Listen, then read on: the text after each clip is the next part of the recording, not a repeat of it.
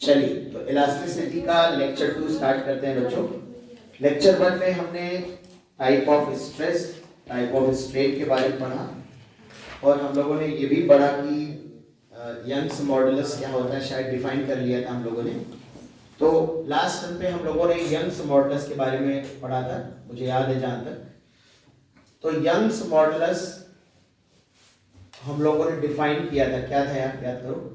Y is equal to FL upon normal stress upon longitudinal normal stress upon longitudinal strain। कोई भी modulus of elasticity जो होता है वो स्ट्रेस अपॉन स्ट्रेन होता है, वो उस लॉ में हम पढ़ चुके हैं। तो ये हम लोग का, जैसे मान लो कोई वायर होता था हमारे पास, हम लोगों ने डिस्कस किया था, ये वायर था और इसको हम अगर F फोर्स लगा के कुछ एलोंगेट करते हैं, इक्विलिब्रियम लेंथ से डेल्टा एल एलोंगेशन अगर होता है, और अगर ये वायर इक्विलिब्रियम में है तो जो इसके अंदर इंटरनल टेंशन डेवलप हुआ होगा, internal restoring force in equilibrium, वो हमारे एक्सटर्नल फोर्स के बराबर होगा। तो internal restoring force divide by area, ये स्ट्रेस होता है और strain change in length upon, इस हिसाब से F L divide by A delta L आएगा ये। और ये हम लोगों ने इसको रीअरेंज करा था, तो हम लोगों ने कहा था F is equal to Y A by L, Y देखो ये वाई ए अपॉन एल रहेगा इनटू डेल्टा एल आएगा। तो हम लोगों ने इसको स्प्रिंग से कंपेयर किया था, हमने कहा था कि हम इसे एक स्प्रिंग की तरह देखेंगे जिसके इस एंड पे हमने अगर फोर्स लगाया है और इसमें ये x एलोंगेशन, याद है कि नहीं? yes, तो हमने कहा था अगर हम x एलोंगेशन कर रहे हैं और एक स्प्रिंग की तरह देख रहे हैं तो ये F is equal to kx type है, यहाँ पे x एलोंगेशन होता है, यहाँ डेल्टा l एलोंगेशन है। तो ये रॉड या वायर हमारी स्प्रिंग के जैसा बिहेव करेगी, ठीक है, जहाँ पे स्प्रिंग कांस्टेंट होगा y a divide by l। यहाँ तक हमारी बातें हो गई। yes, मतलब हर एक वायर, हर एक रॉड जिसके पास कुछ यंग्स मॉडुलस है, उसका हम इफेक्टिव स्प्रिंग कांस्टेंट क्या माना करेंगे, वाई ए बाई एल, जहां पर लेंथ के इनवर्स के प्रोपोर्शनल है। यस पांडे, लेक्चर नंबर 1 तुम्हारा छूटा हुआ है ना, तो उसको जरूर देख लेना, हालांकि ये अवॉइड ना करना, इसको जाके ही पहला काम करना है कि देखना है इसको। तो हमने कहा था कि जब भी मैक्सिमम क्वेश्चन हम सॉल्व करेंगे तो हम स्प्रिंग मानकर ही सॉल्व करेंगे। जैसे सबसे पहले हम एक प्रूविंग करा देते हैं, elastic potential energy. Elastic potential energy जैसे क्या होती है, स्प्रिंग की तरह ट्रीट करेंगे तो क्या हमने हाफ की एक्स स्क्वायर पढ़ी है बेटा? yes, किसी भी वायर पे, किसी भी स्प्रिंग को अगर हम एक्स एलोंगेशन देते हैं या एक्स कंप्रेशन देते हैं तो उसके अंदर जो इलास्टिक पोटेंशियल एनर्जी स्टोर होती है उसका फॉर्मूला होता है हाफ के एक्स स्क्वायर। तो यहाँ पे अगर हम हाफ के एक्स स्क्वायर, के को क्या लिख देते हैं, Y A divide by L, और x क्या है, delta L, change in length elongation, ये तो लिखेंगे। yes, sir. अब देखो इसको थोड़ा रीअरेंज करते हैं, तो 1/2 y एरिया, अगर मैं इसे एक लेंथ से मल्टीप्लाई करूं और एक लेंथ से डिवाइड करूं तो डेल्टा एल अपॉन एल का स्क्वायर हो जाए। देखो yes, sir. Y A by, एक एल को नीचे ले गए, एक एल और नीचे कर दिया, एक ऊपर कर दिया, yes, तो नीचे एल स्क्वायर हो गया। तो बताओ ये क्या हो गया, 1/2 यंग्स मॉडुलस इनटू ये है स्ट्रेन स्क्वायर, है कि नहीं? yes, ये वॉल्यूम हो जाएगा और ये वॉल्यूम। तो यहां से आप आसानी से बता सकते हैं कि जो हमारी पोटेंशियल एनर्जी होती है किसी वायर में, 1/2 Young's modulus into strain square into volume. अगर हम यंग्स मॉडुलस की डेफिनेशन लिखना चाहें तो यंग्स मॉडुलस की डेफिनेशन क्या होती है, स्ट्रेस इनटू स्ट्रेन होती है, सॉरी स्ट्रेस अपॉन स्ट्रेन, है ना? तो यंग्स मॉडुलस को लिख देता हूं मैं स्ट्रेस अपॉन स्ट्रेन। तो क्या एक स्ट्रेन से एक स्ट्रेन कट जाएगी? yes, तो क्या बन जाएगा, 1/2 stress into volume, into strain, एक तो बचेगा ना, yes, yes, हाँ, इनटू वॉल्यूम। तो ये हमारी energy stored in the wire है। ये वाला सबसे ज्यादा फेमस होता है 1/2 स्ट्रेस इनटू स्ट्रेन। अब मान लो कोई एक याद करो, हम तो एक को नहीं याद करते, इसी से करेंगे चल के, ठीक है, लेकिन हो सकता है कभी स्ट्रेस अलग दिया जाए, स्ट्रेन अलग दिया जाए। अगर यंग्स मॉडुलस में लिखना हो तो आप तुरंत यंग्स मॉडुलस का रिलेशन कैसे, आपको पता है कि स्ट्रेस अपॉन स्ट्रेन जो है वो एनर्जी है।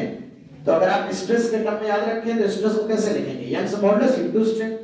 तो यंग्स मॉडुलस इनटू स्ट्रेन, तो स्ट्रेन इनटू स्ट्रेन क्या हो जाएगा, strain square into Young's modulus आ जाएगा। मान लो स्ट्रेन हटाना है यहां से, तो स्ट्रेन को क्या लिखेंगे, यंग्स स्ट्रेस अपॉन, तो यहाँ स्ट्रेस अपॉन यंग्स मॉडुलस आएगा कि नहीं? Yes sir. तो स्ट्रेस का स्क्वायर हो जाएगा, डिवाइड बाय क्या हो जाएगा, यंग्स मॉडुलस। तो तीन तरह से एक्सप्रेस किया जाता है, तीसरा वाला नहीं, ठीक है ना। तो इस तरह से बच्चों ये एनर्जी। अच्छा, एनर्जी डेंसिटी क्या है? एनर्जी डेंसिटी जैसे मास डेंसिटी होती है ऐसे एनर्जी डेंसिटी होती है energy stored per unit volume. क्या होती है energy stored per unit volume. Unit volume में जो एनर्जी स्टोर्ड है, एकांक वॉल्यूम में जो एनर्जी स्टोर्ड है। तो इसको हम, अगर एनर्जी डेंसिटी पूरे वायर में यूनिफॉर्म हो बच्चों, तो एनर्जी डेंसिटी को हम लिख सकते हैं जैसे मास डेंसिटी को लिखते हैं mass upon volume, charge density को चार्ज अपॉन वॉल्यूम, है ना। तो ऐसे ही एनर्जी डेंसिटी को एनर्जी डिवाइड बाय वॉल्यूम हो जाता है। अब जैसे हमको एनर्जी डेंसिटी का फॉर्मूला लिखना, तो एनर्जी डेंसिटी, अच्छा एक बात बताओ, ये एनर्जी का फॉर्मूला है, इसको वॉल्यूम से डिवाइड करो तो वॉल्यूम से वॉल्यूम कट जाएगा, या एनर्जी डिवाइड बाय वॉल्यूम नीचे ले आओ तो क्या रह जाएगा, half into stress into strain. Half into stress into strain. अरे आएगा कि नहीं? Yes sir. ये है energy density, means unit volume में स्टोर होने वाली इलास्टिक पोटेंशियल एनर्जी। बात समझ में आ रही है? ठीक है, लिख लो अच्छे से। हाँ ये ली। एक क्वेश्चन करते हैं, सिंपल सवाल से शुरू करेंगे भाई। इन्होंने कहा one end of a wire 2 metre long and 0.2 centimeter in cross section is fixed in a ceiling and load of 4.8 kg is attached to the free end। एक वायर है बच्चों, एक सीलिंग से उस वायर को लटका रखा है, ये वायर है, और इस वायर में 4.8 किलोग्राम का लोड बच्चों हमने लटका रखा है। क्रॉस सेक्शनल एरिया है 0.2 सेंटीमीटर स्क्वायर एंड लेंथ जो है वायर की वो लेंथ है, चलो मैं लिख देता हूं, वो 2 मीटर है। और यंग्स मॉडुलस स्टील वायर है, यंग्स मॉडुलस है 2.0 into 10 to the power 11 newton per metre square, और पूछा गया है फाइंड आउट elongation।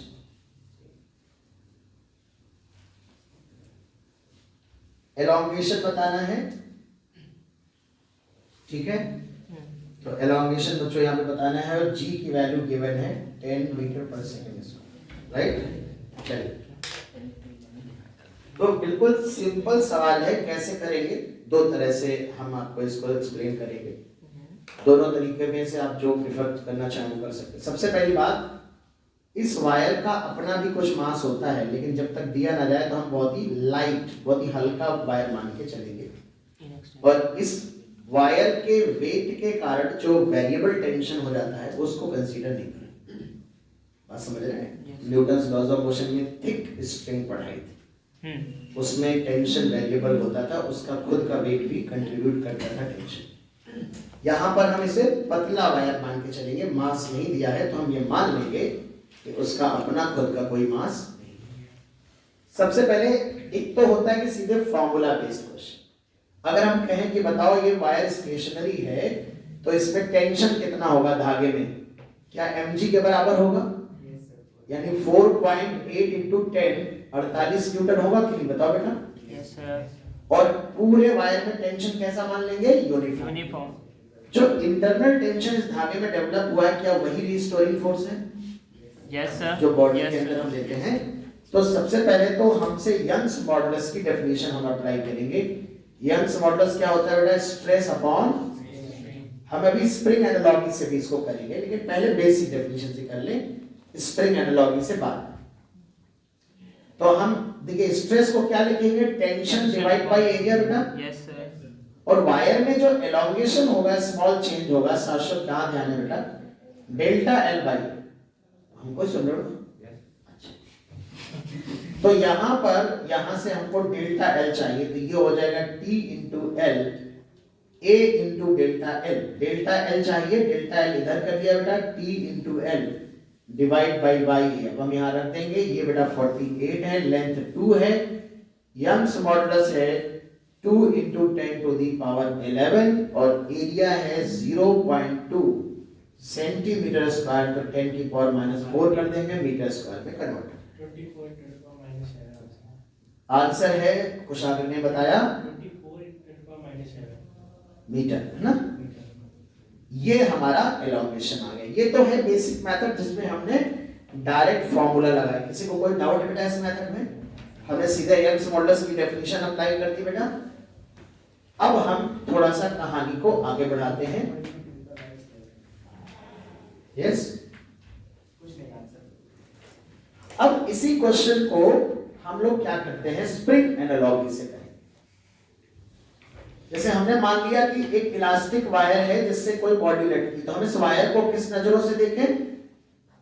स्प्रिंग की नजरों से देखें। जरूरी नहीं कि आप बनाएं, आप यहां पे समझ लें कि ये स्प्रिंग है, और अगर ये स्प्रिंग है तो बॉडी का, अगर ये बॉडी इक्विलिब्रियम में है तो इस बॉडी का वेट नीचे लग रहा होगा बेटा, और एक kx force, Hooke's law F is equal to kx बेटा, kx ऊपर लग रहा होगा, और इक्विलिब्रियम पॉइंट अगर मौजूद है तो kx की वैल्यू किसके इक्वल होगी बेटा?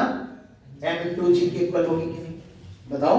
Yes sir. इसका मतलब हमसे क्या पूछा है? एलोंगेशन, और यहाँ एलोंगेशन कौन है? x है कि नहीं? Yes sir. बस k की वैल्यू पुट कर देनी है। k की वैल्यू आपको याद रखनी है, y ये बाई l, चलो हमने स्मॉल l माना है तो ये लिख लेते हैं, और x हमें निकालना है बेटा, ये mg आ जाएगा। तो फटाक से इसकी value mg l divide by y के बराबर आ जाएगी। mg हो जाएगा 4.8 into 10, लेंथ बेटा 2 मीटर डिवाइड बाई y, तो आप जानते हैं 2 into 10 to the power 11, और एरिया है 0.2 into 10 की पावर 4। क्या वही आंसर देखो लिख पा रहे हो? तो वही ये t बराबर क्या है? mg है। अरे है कि नहीं? Yes sir. mg l by y ये तो आया। तो डेफिनेशन से जाइए या स्प्रिंग एनालॉजी से जाइए, दोनों से सेम आंसर आएगा, but it's more comfortable I think, क्योंकि वर्क और एनर्जी और न्यूटन्स लॉ में हमने सीखी बातें की। इधर 10 की पावर -4 आएगा। हां, इधर राइट -4 तो लिखा ही है, माइनस थोड़ा वाइट लिखा है। ठीक है, एनर्जी पूछी जाएगी तो क्या करोगे बेटा? हाफ kx स्क्वायर कर लोगे, k के स्थान पर क्या करोगे? y a by l, और x के स्थान पर ये पुट कर दोगे पूरा का पूरा, mg l divide by y। जब ऐसे सिंपलीफाई करोगे तो you will get the energy. अरे आ जाएगी कि नहीं? और वैल्यू सारी पुट कर दोगे, कर लोगे ना?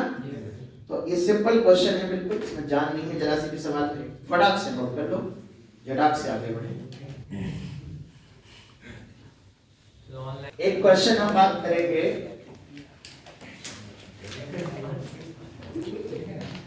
यहाँ पे 2 ब्लॉक बच्चों हमने लटकाए हैं।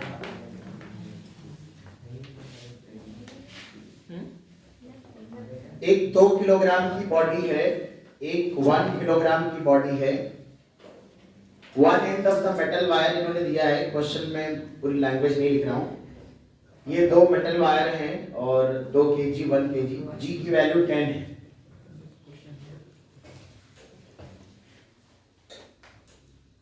A similar wire attached to the bottom of the load or another load is applied. Find the longitudinal strain in both wire, area of the cross section in each. दोनों का क्रॉस सेक्शन एरिया, इसका भी A है, इसका भी A है। A की value मैं लिख लेता हूँ 0.005 सेंटीमीटर स्क्वायर है। यंग्स मॉडुलस दोनों का सेम मेटल वायर से बने, दोनों का Young's modulus 2 into 10 to the power 11 newton per metre square है। G की वैल्यू 10 है, गिवन है।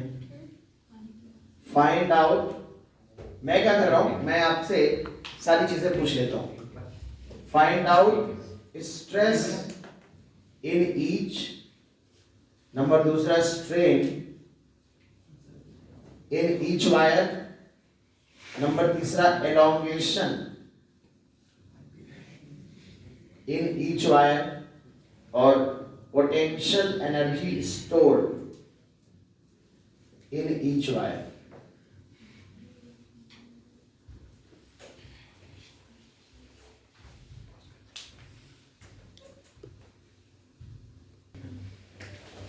अब बेटा देखते हैं, आई होप सबने आंसर पहुंच गए हैं, आंसर तक निकाल लिया है सभी ने। तो आइए हम लोग सॉल्व करते हैं। अपर वायर में देखते हैं पहले क्या करते हैं। पहले मैं बेसिक से करूंगा बिना स्प्रिंग एनालॉजी के। तो इस वाले वायर में जो टेंशन होगा क्या इस पूरे वेट के बराबर होगा बेटा? तो ऊपर वाले वायर में जो टेंशन होगा वो 3G होगा कि नहीं? तो जो स्ट्रेस होगा, स्ट्रेस को मैं सिग्मा से रिप्रेजेंट कर देता हूँ। स्ट्रेस होगा टेंशन, रीस्टोरिंग फोर्स टेंशन के बराबर होगा डिवाइड बाय एरिया। एरिया दिया गया है तो 3G है बेटा 30, एरिया है 0.005 सेंटीमीटर स्क्वायर, तो 10 की पावर -4 और लिखेंगे। तो ये है 6 × 10⁻7 न्यूटन पर मीटर स्क्वायर। देखिए 10 की पावर -3 यहाँ है, -7 हो जाएगा, 5 से डिवाइड करेंगे 6 आ जाएगा। ये है stress newton per metre square. Force upon area है बेटा, फोर्स का यूनिट न्यूटन, एरिया का मीटर स्क्वायर, ऐसा यूनिट। अब हमें पता है यंग्स मॉडुलस होता है स्ट्रेस अपॉन स्ट्रेन। तो स्ट्रेन क्या लिख सकते हैं? Stress upon Young's modulus. अगर हमें लेंथ ना गिवन हो, फिलहाल तो मैंने लेंथ दे दी है 1 मीटर, जो कि मुझे इलॉन्गेशन और एनर्जी भी चाहिए इसलिए। तो लेकिन अगर हमें स्ट्रेस पता हो, यंग्स मॉडुलस पता हो, तो 6 × 10⁻7 न्यूटन पर मीटर स्क्वायर। और स्ट्रेन पूछ ली है तो स्ट्रेन आ जाएगी हमारी डिवाइड बाय यंग्स मॉडुलस कर देंगे 2 × 10⁻11, तो 3 × 10⁻⁴। स्ट्रेन का कोई यूनिट नहीं होता, तो आप जानते हैं कोई डायमेंशन नहीं होती, ठीक है, डायमेंशनलेस क्वांटिटी है, सिंपली 3 × 10⁻⁴ ओके। अब देखो हमसे पूछा है स्ट्रेस आ गया बेटा, स्ट्रेन आ गया, एलोंगेशन निकालना है। 2 तरीके हैं, या तो आप फिर से बेसिक से करो पूरा, या जब आप स्ट्रेन निकाल ही चुके हो तो स्ट्रेन क्या होता है? Change in length upon length. Yes sir. तो आप फिर से पूरा क्यों करोगे कि यंग्स मॉडुलस की मूर्खों की तरह डेफिनेशन लिख रहा हो, Young's modulus equal to stress upon strain, फिर स्ट्रेस को F अपॉन A, स्ट्रेन को डेल्टा L। जब स्ट्रेन निकाल ही ली है तो क्यों ना हम इस स्ट्रेन को क्या लिख दें बेटा? Delta L upon L। ये कितना है? 3 × 10 पावर, चेंज इन लेंथ बताना है, लेंथ 1 मीटर है, 3 × 10⁻⁴। तो पहले वाले का एलोंगेशन आएगा 3 × 10⁻⁴। अरे आएगा कि नहीं बताओ। और पोटेंशियल एनर्जी होती है, अब सब कुछ तो पता है, तो पोटेंशियल एनर्जी है 1/2 stress into strain into volume, है कि नहीं भाई? Yes sir. 1/2 स्ट्रेस कितना है बेटा? 6 × 10⁻⁷। स्ट्रेन कितना है? 3 × 10⁻⁴। और वॉल्यूम होता है एरिया इनटू लेंथ। तो एरिया है 5 × 10⁻⁷ मीटर स्क्वायर और लेंथ है 1 मीटर। तो this is the energy in joule. पता है भाई? Yes sir.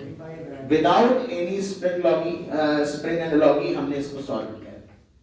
बताएं सही है सर। कोई दिक्कत हो बताएं, कोई चीज कोई स्टेप समझ ना आया हो? समझ आ गया सभी को? Yes sir. इसी क्वेश्चन को हम स्प्रिंग एनालॉजी से करेंगे।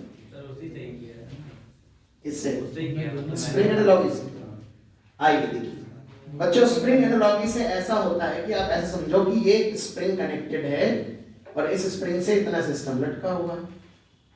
मैं इस वायर में नहीं सॉल्व करूंगा, आई होप इस वायर में आप कर लेंगे सब। Yes sir. ठीक है, इस वायर में बस टेंशन की जगह कितना हो जाएगा? 1। वो आप कर लीजिए। इस वाले वायर में मैं और सॉल्व कर देता हूं, कितना आएगा? तो यहाँ पर आप देखो स्प्रिंग एनालॉजी से हम कहेंगे kx इक्विलिब्रियम में kx इक्वल टू क्या लिखेंगे? 3G। जो kx फोर्स होगा वो टेंशन kx के बराबर होगा। भाई स्प्रिंग में जो टेंशन डेवलप होता है वो हुक्स लॉ से kx के बराबर तो करते थे। k के स्थान पर क्या लिखेंगे? y/L। y a by l। x क्या है? एलोंगेशन। अरे है कि नहीं? Yes sir. ध्यान से। तो x आ जाएगा, एलोंगेशन चाहिए हमको जैसे, तो एक लाइन में एलोंगेशन आ जाएगा 3GL divide by y। 3G हो जाएगा बेटा 30, L हो जाएगा 1 मीटर, y है 2 into 10 to the power 11 और एरिया है 5 into 10 to the power -7। इससे x क्या है यहाँ पर आपके? एलोंगेशन है, एलोंगेशन है ना। इस तरह से एलोंगेशन आ जाएगा। स्ट्रेन कैसे निकालो? स्ट्रेन है change in length upon length. Change in length क्या है? x माना है हमने, लेंथ क्या है? l। तो x और l का रेशियो, इसको चलो सॉल्व कर लेते हैं। 10 आ जाएगा, ये 3 into 10 to the power -4 आएगा। देखिए 10 आ जाएगा, 3 हो जाएगा, 3 की पावर, यही तो आया है चेंज इन लेंथ। ये भी आपने कहीं लिखा है, ये देखिए ये 3 यही तो आया है चेंज इन लेंथ। तो आप सीधे सीधे kx = से बैलेंस करके आ जाएगा। ये वाला मेथड समझ आ रहा है कि ये भी समझिए भाई। स्प्रिंग ऐसे समझो इसको, ऐसे मानिए सिस्टम इस तरह का, मानिए एक स्प्रिंग है, एक बॉडी है, फिर एक स्प्रिंग है, एक बॉडी और इक्विलिब्रियम में है ऐसे करके। तो ये वाला जो kx होगा ये पूरा 3g के बराबर होगा, इसका जो kx होगा वो 1g के बराबर होगा, है ना। अब एलोंगेशन आ गया, स्ट्रेन आ गई, स्ट्रेस तो ऐसे ही निकाल, स्ट्रेस को हमेशा ऐसे निकालो, फोर्स अपॉन एरिया। तो फोर्स जो है वो 3g के बराबर, यही तो टेंशन है। Yes sir. तो 3g डिवाइड बाय एरिया, वो तो वैसे निकलेगा। एनर्जी कैसे निकालोगे? kx² 2। तो k के स्थान पर रखोगे YA/L, x की जगह पर रखोगे डेल्टा L, 1/2 डेल्टा L का स्क्वायर। ये आपने x निकाल ही लिया, ये x आप यहां पुट कर दोगे, ये आप x यहां पुट कर दोगे तो आपका आंसर आ जाएगा। अरे आ जाएगा कि नहीं भाई? Yes sir. है ना। तो इसमें चाहे स्प्रिंग की तरह करें, स्प्रिंग की तरह जब करोगे तो जो वायर में टेंशन होगा उसको kx के बराबर रख दोगे। k होता है YA/L, वहां से x आ जाएगा, x होता है एलोंगेशन, तो x अपॉन लेंथ करोगे, change in length upon length, तो क्या आ जाएगी? स्ट्रेन आ जाएगी। स्ट्रेन को x मॉडुलस से मल्टीप्लाई कर दो तो स्ट्रेस भी आ जाएगी। बताएं भाई, कोई दिक्कत? सॉल्व हो जाएगा? Yes sir. लिखना है तो लिख लीजिए, क्वेश्चन में देता हूं। अब आप फटाफट, अब मैं थोड़ा सा डिजिट्स में ना करके थोड़ा सिंबल्स में स्पीड में सॉल्व कराता हूं। अब आप इस सवाल को मैं चाहता हूं पूरा स्प्रिंग एनालॉजी से करें। जैसे हमने कहा, मान लो ये पुली है,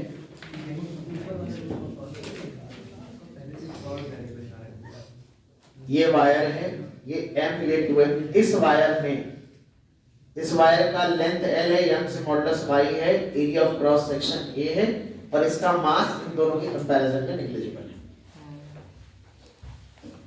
इस वायर में यंग्स मॉडुलस y1 है, लेंथ l1 है, एरिया a1 है।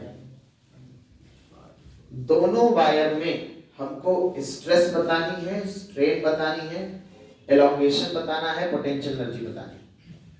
मान लो हमसे बतानी है find out potential energy, stress, strain, potential energy in both wire.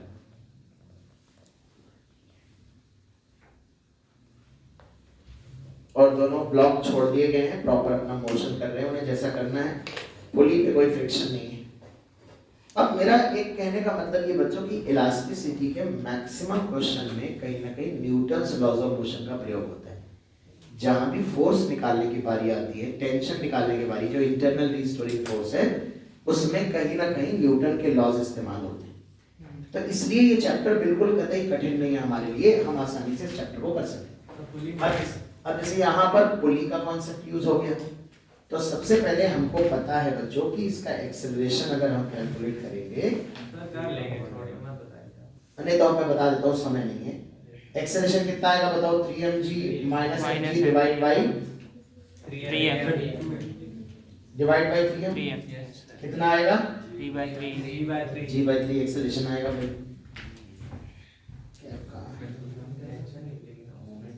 Equate नहीं करोगे किसी को भी। अरे भाई ये नेट पुलिंग फोर्स मेथड बताया था किसी को? है कुछ आगे इस तरह से एक्सेलरेशन लिखना आता होगा ना, कि न्यूटन्स लॉ लिखते हो हमेशा। ऐसे लिख लेते हो ना उर्वी, ये वाला तरीका पता है ना? ठीक, बाकी को तो पता ही होगा। Yes sir. यही दोनों नए बच्चे हैं, बाकी सब तो पुराने हो गए ना। श्रेयांश आता है। आता होगा तुम्हें, तुम तो अच्छे होनार बच्चे। सर पेपर में ऐसे ही क्वेश्चन आया था, उसमें एक ब्लॉक बीच में भी रखा था, वो बीच वाला ब्लॉक भूल गए थे, बाकी दो माइनस करके नीचे ऐसे लिख दिए। गुड। सर एक इधर लटका देखा, एक इधर ब्लॉक लटका देखा। सर वो क्वेश्चन में प्रिंटिंग मिस्टेक भी थी, इसलिए और नहीं दिख रहा था। हाँ, सर। भूलना तुम लोगों की फितरत है। नहीं मेरा सही था। अगर भूलने का ओलंपिक हो तो वर्ल्ड कप तुम ही लोग जीतोगे। गोल्ड मेडल तुम्हारे अलावा कोई जीत ही नहीं सकता भूलने में। आओ सर यही बोल रहे हैं कि गोल्ड मिल रहा है। बस अब क्वेश्चन करेंगे हम। तो बच्चों सबसे पहले हमें एक्सेलरेशन g/3 होगा हमारा। एक्सेलरेशन के बाद हम इस धागे में टेंशन निकालेंगे, है ना? Yes sir. ये टेंशन ही तो हमारा काम का है। तो ये हमने टेंशन न्यूटन्स लॉ लगाया बेटा इस बॉडी के लिए। ये ऊपर जा रहा, क्या लिखेंगे? T - mg = ma। Yes a की वैल्यू g/3 रखोगे तो t की वैल्यू क्या आ जाएगी? 4mg/3। 4mg/3। टेंशन आ गया। अच्छा इसमें अगर टेंशन T होता है तो इसमें कितना होता है? 2t। अब आगे की कहानी या तो फॉर्मूले से चलो या स्प्रिंग एनालॉजी से चलो। मैं इस वायर को स्प्रिंग मानते हुए जो भी स्प्रिंग के अंदर टेंशन डेवलप होता है क्या वो kx के बराबर होता है? Yes sir. यानी जो भी इस वायर के अंदर टेंशन आया है उसे क्या करूंगा? kx के बराबर कर दो। समझ पा रहे हो कि नहीं? Yes sir. k की वैल्यू भूलो मत, क्या होती है? ya/n 4mg/3। यहां से फट से तुम्हारी वैल्यू 4mgl/3/8 ये बच्चों आ जाएगा इस वाले वायर में जो स्टीडी एलोंगेशन होगा। कुछ न कुछ एलोंगेशन होगा, उसके बाद वायर मूव कर रहा होगा। याद रहे हम यहां मान रहे हैं कि एलोंगेशन वैरी नहीं कर रहा, देयर आर ऑसिलेशंस नहीं हो रहे। स्प्रिंग में जो भी एलोंगेशन है वायर में वो स्टीडी एलोंगेशन है। इसी प्रकार कुछ इसमें एलोंगेशन होगा। इसमें टेंशन कितना है? 2t। चलो इसकी पोटेंशियल एनर्जी निकालते हैं। kx²/2 होती है बेटा? Yes sir. k/2, k है ya/n Yes. तो और ये है x, ये है तुम्हारा यस 4mgl/3/a² क्या ये पोटेंशियल एनर्जी नहीं आ पाएगी? आ जाएगी। आना पड़ेगा भाई, क्या ये काम? ये जैसे एलोंगेशन है और ये लेंथ है, तो मान लो x निकालने के बाद इसी मेथड से कोई स्ट्रेन पूछे तो change in length upon length ही तो होती है। Yes sir. ये वाला है लो जहां से खट से डिवाइड कर देना, आ जाए। अरे आ जाएगा। Yes sir. या फिर कोई स्ट्रेस पूछे तो स्ट्रेस के लिए फिर इतना ना करो यार, स्ट्रेस तो फोर्स अपॉन एरिया ही है, तो सीधे टेंशन अपॉन एरिया हो जाएगा ना, 4mg/3 अपॉन एरिया, तो 4mg/3 आ जाएगा। अबे नहीं समझ पा रहे हो? समझते नहीं हो यार, पूरा समझा करो, आधा समझ लेते हो तुम लोग, आधा नहीं समझते हो। फ्रेंड्स आधा समझे कि पूरा? पूरा समझ। Very good. अब द्वितीय वायर, सेकंड वायर पे आना। सेकंड वायर में टेंशन कितना है? 2t। t कितना था? तो 2t कितना? 8mg/3। इसको किसके बराबर कर दें? kx के बराबर मान लेते हैं। इसका स्प्रिंग कांस्टेंट k1, इसमें डिफॉर्मेशन x1। बोल चंगुड़े। Yes sir. तो 8mg/3 y1 a1 divide by l1, अरे आएगा कि नहीं? Yes sir. और इनटू डिफॉर्मेशन x1, क्या यहां से x1 आ जाएगा? बिल्कुल सर। x1 आ जाएगा बेटा, x1 आ जाएगा 8mgl1 डिवाइड बाई y1। और पोटेंशियल एनर्जी निकालनी होगा तो क्या करोगे? kx²/2 अरे आएगा कि नहीं? आ जाएगा। k की वैल्यू फिर से वही रख दोगे, x की वैल्यू उठा के रख दोगे। बिल्कुल। स्ट्रेन पूछ रहा है तो x1 अपॉन l1 केवल निकालोगे, नहीं? यही करें। और मान लो सिर्फ स्ट्रेस पूछ रहा है तब तो यार टेंशन को बस एरिया से डिवाइड करो। फिर ये सब स्प्रिंग एनालॉजी चक्कर में क्या पड़ोगे? अरे वायर में जितना रिस्टोरिंग फोर्स है वो निकाला और उसके एरिया ऑफ क्रॉस सेक्शन से डिवाइड कर सिग्मा दिया। टू क्या था? अच्छा वो 2t/1 सिग्मा 2 कहां? अरे वही से स्ट्रेस स्ट्रेस है। हाँ याद नहीं आ रहा था, स्ट्रेस का सिंबल सिग्मा होता है। अरे ना सर को स्ट्रेस दे रहे हो स्ट्रेस में तो गोल्ड मेडल। ठीक है। जैसे ऐसे छोटे छोटे चेंजेस सुनो ध्यान से, और बेटा आ जाओ। कुछ छोटे मोटे चेंजेस और होते हैं, जैसे याद करो, मान लो कोई पार्टिकल वर्टिकल सर्कुलर मोशन कर रहा हो, कैसे? वर्टिकल सर्कुलर एक मोशन। धागे से ऐसे तुमसे कहते हैं एक धागे से बंधा है, m मास का पार्टिकल, v नॉट स्पीड है इसकी, l लेंथ है। Yes sir. Y Young's modulus है एरिया ए, हाँ लोएस्ट पॉइंट पे V naught speed, yes sir कहीं एक जगह से छोड़ देगा या स्पीड दे देगा। अब मान लो इस पॉइंट पे पूछे कि बताओ यहाँ पे एलोंगेशन कितना होगा, तो सबसे पहले मैंने क्या कहा, अब देखो ये सवाल 10% इलास्टिसिटी का है, 90% मैकेनिक्स है कि नहीं? यस सर ये सवाल अगर कोई नहीं कर पाएगा, वो इसलिए नहीं कर पाएगा कि उसको इलास्टिसिटी नहीं आती, उसको मैकेनिक्स नहीं आती, उसको सर्कुलर मोशन नहीं आती, इसलिए नहीं होगा उससे। लेकिन हम लोग को तो आती है सर्कुलर मोशन, तो हम समझदार हैं और तुम तो समझदार हो ही हमसे ज्यादा। बिल्कुल नहीं। दो डीएल फोर्स लग रहे होंगे बेटा, यस सर टेंशन और एनर्जी। यस सर जब कोई पार्टिकल सर्कुलर मोशन कर रहा है, भले ही यूसीएम हो या एनयूसीएम हो, सेंटर की तरफ एक रिजल्टेंट फोर्स चाहिए, किसके लिए? सेंट्रीपिटल फोर्स के लिए। अगर एनयूसीएम है तो टेंजेंशियल फोर्स भी चाहिए, लेकिन अगर एनयूसीएम नहीं है तो टेंजेंशियल नहीं चाहिए, लेकिन सेंट्रीपिटल तो चाहिए ही चाहिए। यस सर अरे नहीं चाहिए क्या? बिल्कुल चाहिए। सेंट्रीपिटल फोर्स की डायरेक्शन क्या हो? Towards the towards centre centre की तरफ जो नेट फोर्स लगेगा वो क्या है?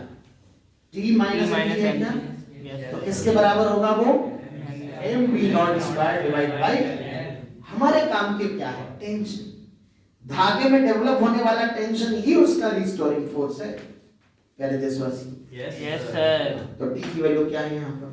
mg plus mg plus, mv not square by तो यहाँ पर बच्चों हमने न्यूटन के लॉज यूज किए, यहाँ पर हमने सर्कुलर मोशन का कॉन्सेप्ट यूज करके टेंशन निकाल लिया। अब हमसे पूछे कोई स्ट्रेस बताओ, तो बताओ हम स्ट्रेस कैसे बताएं? Tension upon area tension upon, area ये टेंशन निकालोगे एरिया ऑफ क्रॉस सेक्शन से डिवाइड कर। कोई एलोंगेशन पूछे हमसे, एलोंगेशन, तो हम स्प्रिंग एनालॉजी से जो भी टेंशन आएगा उसको किसके बराबर लिख लेंगे? और ये टेंशन है किसके बराबर? mv नॉट स्क्वायर के क्या लिखेंगे? के के स्थान पर y x क्या है हमारा? Elongation. डेल्टा एल है, ठीक है ना? इसको क्या कर लेंगे? mg प्लस mv नॉट, यहां से तत्काल प्रभाव से x आ जाएगा। x आ जाने के बाद कोई पोटेंशियल एनर्जी पूछेगा तो kx स्क्वायर बाय 2 लिखेंगे। k क्या आएगा? ya बाय l, और x को जो भी निकाले हैं वो रख देंगे। क्या मेरे पास मिल गया? बिल्कुल यानी इन सभी सवालों में ये सवाल हो, ये सवाल हो, दिमाग कहाँ लगाना है? टेंशन कैलकुलेशन, धागे में जो फोर्स निकालना है वही पर। उसके बाद चाहे यंग्स मॉडुलस के फॉर्मूले के थ्रू चलो या स्प्रिंग एनालॉजी से चलो, जहां भी जो भी मेहनत लगेगी वो टेंशन के कैलकुलेशन में लगी। और वो तो तुम लोग तो मास्टर हो उसमें, न्यूटन्स लॉ के तो पीएचडी कर चुके हो तुम लोग। इतने दिन न्यूटन्स लॉ पढ़ाया था, महीना भर। एक नोटबुक भरी थी। हाँ, पूरी एक नोटबुक भर गई, ठीक है ना? तो भैया बस इसको लिख लो फटाक से। फिर अब हम लोग थोड़ा सा वेरिएबल स्ट्रेस के केसेस पे आते हैं, जो थोड़ा सा जेई ओरिएंटेड क्वेश्चन पे चलते हैं। ये तो बोर्ड की बातें हो गई, कंपैरिजन किया करो, बट फिर भी जितना नॉलेज मिल जाए, जहाँ से ज्ञान मिल जाए वो ले लेना चाहिए मेरे हिसाब से। यस सर मोटिवेशन ऐसे कुछ बोला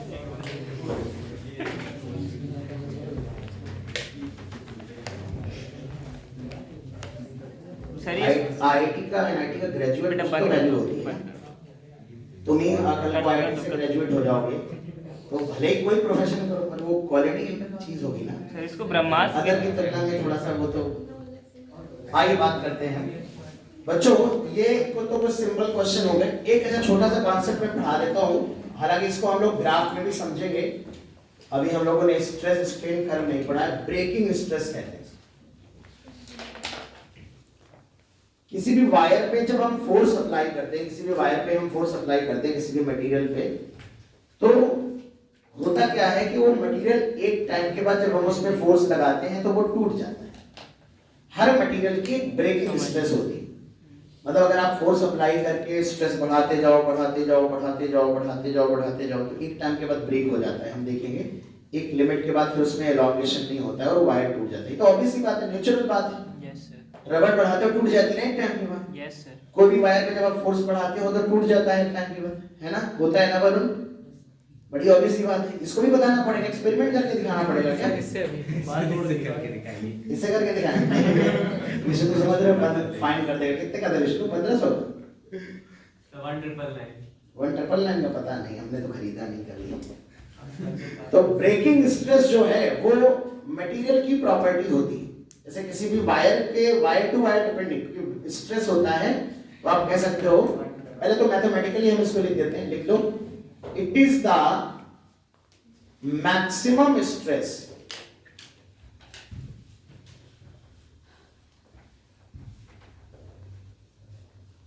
या ये कह सकते हो कि ये मैक्सिमम स्ट्रेस है जहां तक वायर ब्रेक नहीं होगा, The wire can या handle. दो दूसरी तरह से कह सकते हैं मिनिमम स्ट्रेस जहां से वायर Break हो जाएगा. ब्रेक हो जाएगा।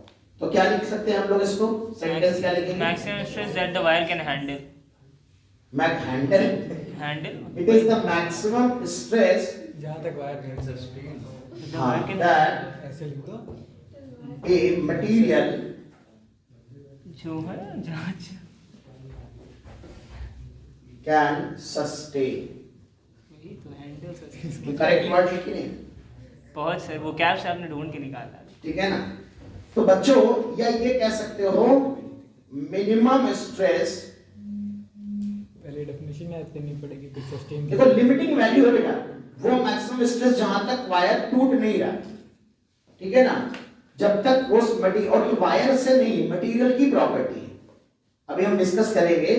तो minimum stress after which material will be broken, देख सकते हैं क्या? ठीक है, Start breaking apart. Minimum stress जिसके बाद, आफ्टर विच का मतलब समझ रहे हो ना, उससे ज्यादा स्ट्रेस बढ़ाएंगे तो हमारा मटेरियल जो है वो ब्रेक हो जाएगा, वायर सिलेंडर हो कुछ भी हो मटेरियल टूट जाएगा। जिस पॉइंट पे स्ट्रेस ब्रेकिंग स्ट्रेस को क्रॉस करेगी ना वहां से टूट जाएगा। यानी आप कह सकते हो breaking stress is the maximum stress, ठीक है, जो भी हमारा वायर या मटेरियल कोई भी बर्दाश्त कर सकता है, और ये property of material, it is the property of material, does not depend on shape and size of wire. Material की प्रॉपर्टी है वायर के शेप और साइज पर डिपेंड नहीं करेगी। मतलब स्टील वायर है बेटा, तो मोटा वायर हो चाहे पतला पतला वायर हो, ब्रेकिंग स्ट्रेस सेम होगी, उसको हम सिग्मा बी, सिग्मा ब्रेकिंग से रिप्रेजेंट करेंगे, ठीक है। तो एक बात सुनो, अब अगर किसी वायर का ब्रेकिंग फोर्स पता करना हो, ब्रेकिंग फोर्स, मान लो हमने एफ फोर्स लगाया, इसका एरिया ए, तो वो फोर्स, जिस फोर्स पे स्ट्रेस की वैल्यू ब्रेकिंग स्ट्रेस के बराबर हो जाए वो ब्रेकिंग फोर्स हो जाएगा। Yes sir. तो अगर हम यहां से लिखे बेटा, स्ट्रेस होता है force upon area of cross section, होता है कि नहीं? Yes sir. तो ब्रेकिंग फोर्स जो आएगा वो होगा breaking stress multiplied by area. Area. अभी बात सुनो, बहुत ध्यान से कंफ्यूज मत हो जाना। ब्रेकिंग स्ट्रेस बराबर breaking force divide by area. अब कई बार बच्चे हम बोल देते हैं, बताओ बेटा एरिया ऑफ क्रॉस सेक्शन अगर वायर 2 गुना मोटा कर दे, area of cross section double कर दे, तो बताओ स्ट्रेस पे क्या फर्क पड़ेगा? बच्चे कहते हैं इसको डबल करोगे आधा हो जाए। अरे गधे कहेंगे ये मटेरियल की प्रॉपर्टी, ये इसको डबल करने से ये डबल हो जाएगा, ये थोड़े ना चेंज होगा मटेरियल का, समझ गए कि नहीं? Yes. इसलिए हमने लिखा है property of material does not depend on shape and size of the wire. बताओ भैया, Yes. यानी इस पूरे में कांस्टेंट क्या है? सिग्मा। Sigma. एरिया बढ़ाने से क्या बढ़ता है? Force. इसीलिए मोटा वायर तोड़ने में ताकत ज्यादा लगानी पड़ती है, Hmm. पतला वायर जल्दी टूट जाता है। Yes sir. कभी देखा नहीं? धागा टूट जाता है, रस्सा तोड़ के दिखाओ कभी, सही बात. हैं? टूट जाएगा. मोटी रस्सी तोड़ के दिखाओ, नहीं टूटेगी। उसी धागे से बहुत 100 धागे मिला दो, नहीं टूटेगी बेटा। Yes sir. समझ गए कि नहीं?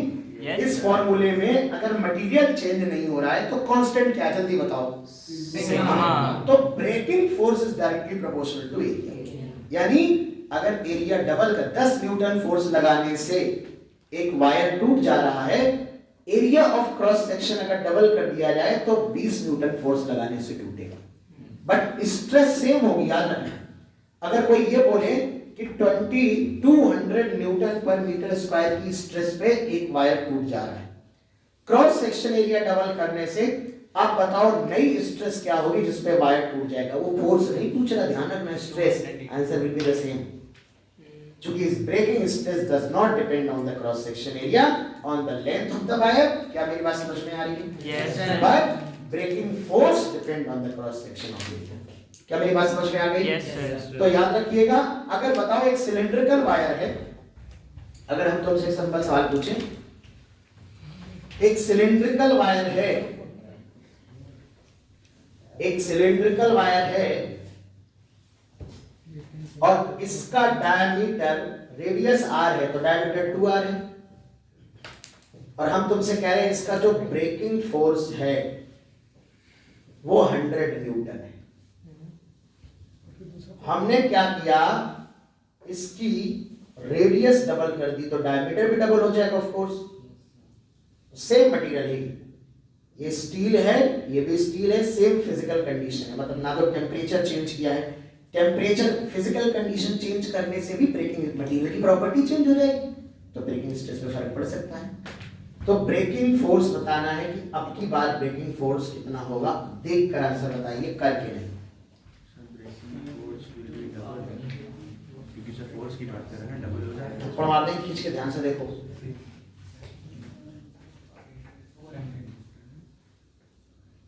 बताओ भाई क्या? 400 ऑप्शन 200, 300, 400 या 100? 400 हाँ जी। 400 ब्रेकिंग फोर्स बराबर क्या है? सिग्मा ब्रेकिंग इनटू, यहाँ 100 है, सिग्मा ब्रेकिंग कुछ होगा, एरिया क्या होगी, पाई आर स्क्वायर। Yes sir. यहाँ ब्रेकिंग फोर्स मान लेते हैं एफ डैश है, सिग्मा ब्रेकिंग वही है, एरिया देखिए रेडियस डबल हुई है, तो एरिया 4 गुना हो जाएगा, यस सर। पाई इनटू 2r का स्क्वायर। अरे यार Yes, sir. Yes, sir. Radius double की है, area of cross section 4 times नहीं होगा, बिल्कुल हो। तो यहां से 4 pi sigma B R square, pi sigma B R square कितना है 100, तो 4 into 100 कितना हो जाएगा 400 न्यूटन ब्रेकिंग फोर्स हो जाएगा। बताओ हो जाएगा? बिल्कुल sir. Stress will remain the same, but area of cross section change करने से, लेकिन याद रखें लेंथ बढ़ाने से ब्रेकिंग फोर्स में फर्क नहीं आता, एरिया से फर्क पड़ेगा, ठीक है ना। अगर कोई तुमसे कहे 5 मीटर लंबा वायर है, तोड़ने के लिए कितना फोर्स चाहिए, 10 मीटर लंबा वायर है, एरिया वही है, तो उतना ही फोर्स में टूट जाएगा। बात समझ गए ना? तो लेंथ चेंज करने से फर्क नहीं पड़ेगा, but area of cross section पे फर्क पड़ेगा। राइट डाउन बेटा। अभी तक हम जो क्वेश्चन कर रहे थे उसमें क्या था, स्ट्रेस कांस्टेंट। अब कुछ क्वेश्चन ऐसे आते हैं जिनमें स्ट्रेस वेरिएबल होती है, जैसे हम वायर जो लटका रहे थे उनमें हम ये मान रहे थे कि उन वायर का खुद का वेट कंसीडरेबल नहीं है, बहुत हल्का है, इसलिए हम उसको कंसीडर नहीं कर रहे थे। अब हम एक क्वेश्चन करते हैं जो वेरिएबल स्ट्रेस के केसेस है ना, तो मैं पहले से लिख देता हूँ, और इन सारे क्वेश्चन को टैकल करने का एक सिस्टमैटिक तरीका है। सबसे पहले हम उसमें टेंशन कैलकुलेट करेंगे जनरल पॉइंट पर, फिर कैसे आगे प्रोसेस करेंगे। एक क्वेश्चन समझ लो अच्छे से, वैसे ही करना है हर सवाल, ठीक है। तो वेरिएबल स्ट्रेस में सबसे पहला केस है, इसे बोलते हैं elongation due to self wait.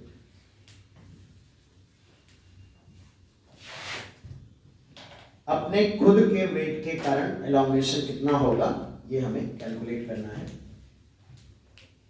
जैसे मान लो एक वायर है बेटा, और ये वायर का खुद का एक वेट है, मास m है, ग्रेविटी g है, एरिया ऑफ क्रॉस सेक्शन ये है, एंड यंग्स मॉडुलस y, और ये अपने खुद के वेट के कारण इसमें कुछ एलोंगेशन आ जाएगा।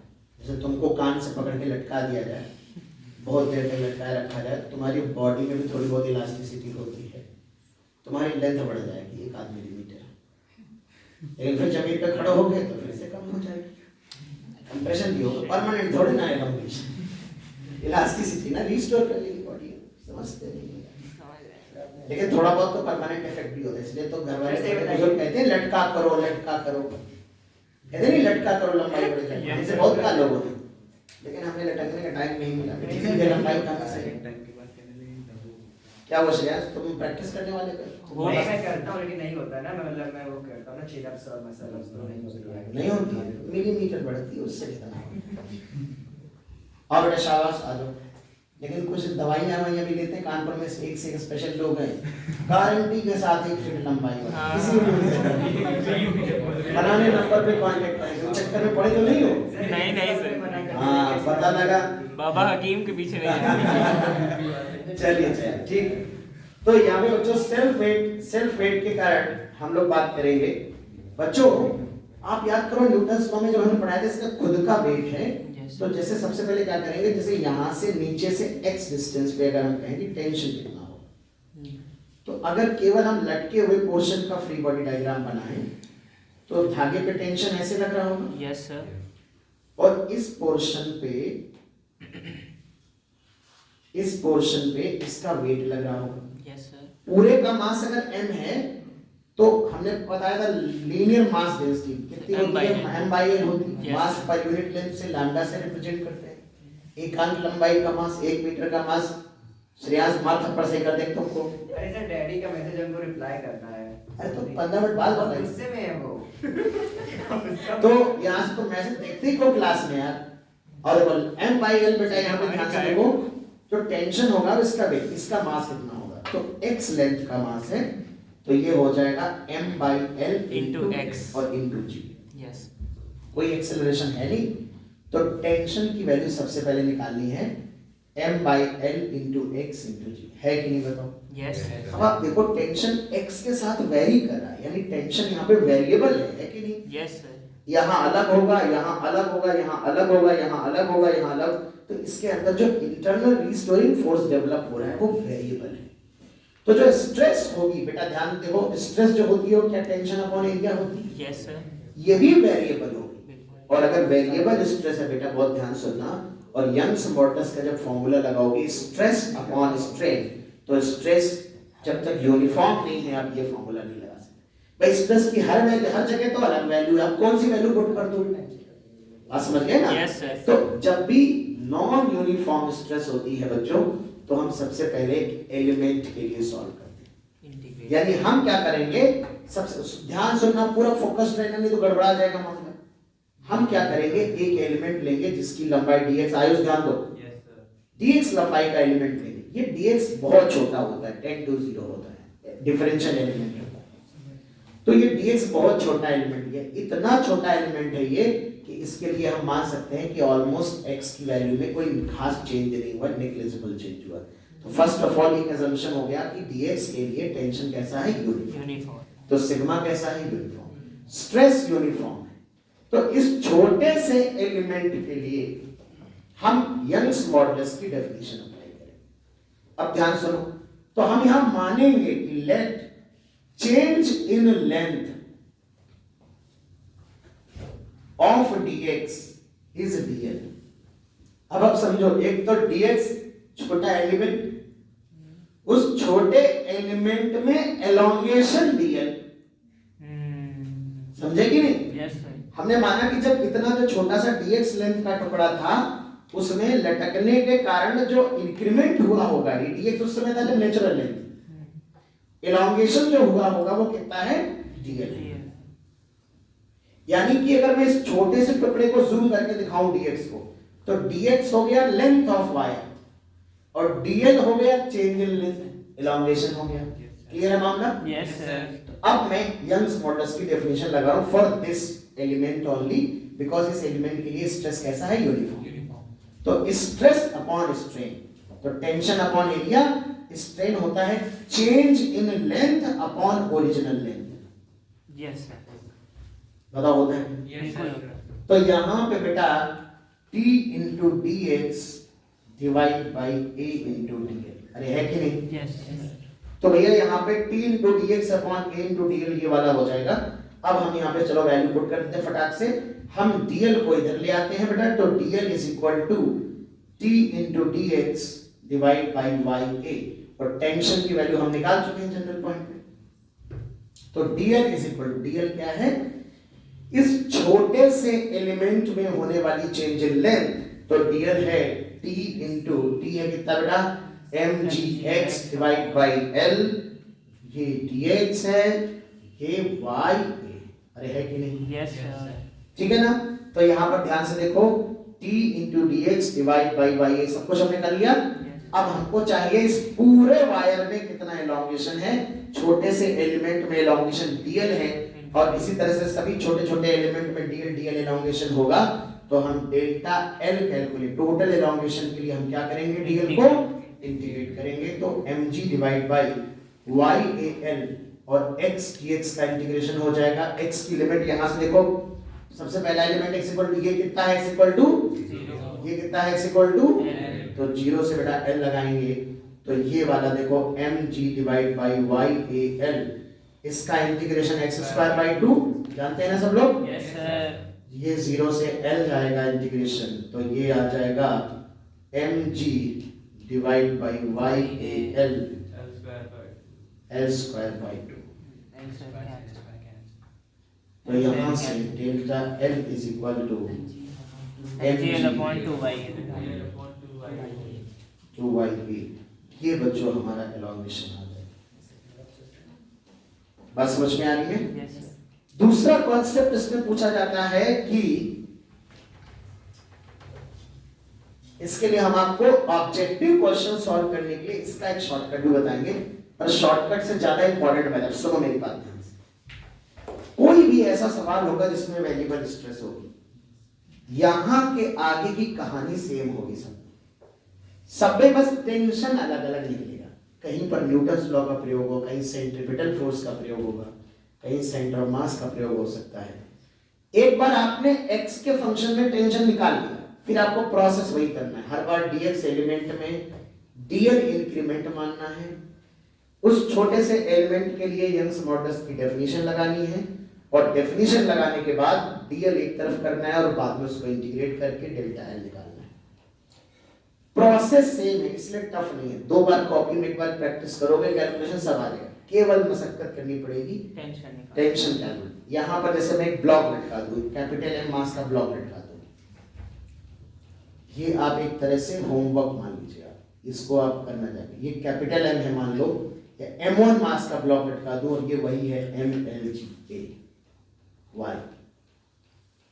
तब अगर मैं यहां से x डिस्टेंस पे टेंशन लिखूंगा तो जो स्ट्रिंग का पोर्शन होगा उसका वेट तो आएगा ही, साथ ही साथ यहाँ टेंशन में थोड़ा सा चेंज हो जाएगा, आगे कहानी सेम रहेगी। जो टेंशन अभी यहाँ है वो टेंशन यहाँ है, बात समझ रहे हैं ना।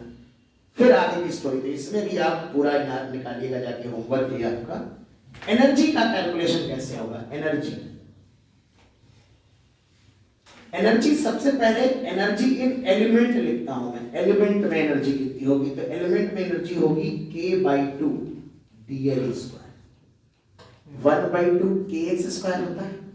तो इस छोटे से टुकड़े में कितनी एनर्जी है पहले वो निकाल लें। इस छोटे से टुकड़े का स्प्रिंग कांस्टेंट मान लेते हैं k है, और इस छोटे से टुकड़े में एलोंगेशन कितना था dl, k की वैल्यू क्या थी, ya/l, l कितना था dx, एलिमेंट की लेंथ है ना।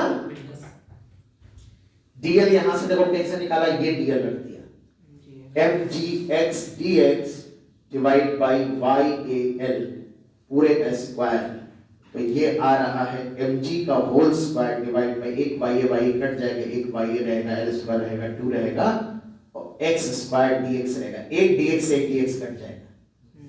ये एनर्जी आएगी इंटीग्रेशन 0 से l क्यूब बाई 3 आएगा, ऊपर से l स्क्वायर से l स्क्वायर कट जाएगा, 3 और 2 मिला के 6 हो जाएगा, YA हो जाएगा, ऊपर एक l बचेगा। इस तरह से आप एनर्जी, बात समझ में आ रही। तो इस तरह से आप एनर्जी कैलकुलेट करेंगे। ये आपका जेई के लिए बहुत ही इंपॉर्टेंट है, कॉम्पिटिटिव एग्जाम्स के लिए बहुत इंपॉर्टेंट है। इसके लिए हम आपको एक जुगाड़ बता सकते हैं, बहुत ध्यान से सुनो। जब भी टेंशन लीनियरली वैरी करेगा, x के साथ लीनियरली वैरी करेगा, तो एक शॉर्टकट मेथड होता है, यहां ऊपर लिख देता हूं, इसे बोलते हैं average method, average stress method. जब लीनियरली वैरी करता है तो कहते हैं कि टेंशन के स्थान पर अगर टेंशन वेरिएबल हो तो एवरेज टेंशन ले लो। जैसे यहां लोएस्ट पॉइंट पर टेंशन कितना है, 0, हाईएस्ट पॉइंट पर टेंशन कितना होगा, टोटल वेट mg। दोनों का sum divide by 2। Linear variation है तो जो एवरेज टेंशन आएगा वो सीधे इनिशियल प्लस फाइनल बाय 2 आता है। कोई भी लीनियर वेरिएशन ले लो, अरिथमेटिक मीन में भी लीनियर वेरिएशन होता है, कॉमन रेशियो क्या है, डिफरेंस। तो जो अरिथमेटिक मीन होता है वो पहला और लास्ट बाय 2 होता है कि नहीं? Yes sir. इसीलिए जैसे यूनिफॉर्मली एक्सेलरेटेड मोशन होता है v बराबर u प्लस at। जब यूनिफॉर्मली एक्सेलरेटेड मोशन होता है तो एवरेज वेलोसिटी आती है v plus u by 2। 9th NCERT में यही पढ़ाया जाता है। एवरेज जब पढ़ाई जाती है, एवरेज स्पीड याद करो, इनिशियल प्लस फाइनल बाई 2 बता दी जाती है। Yes sir. बाद में हम लोग एवरेज वेलोसिटी पढ़ते हैं, डिस्प्लेसमेंट अपॉन टाइम इंटरवल और average speed distance upon time interval.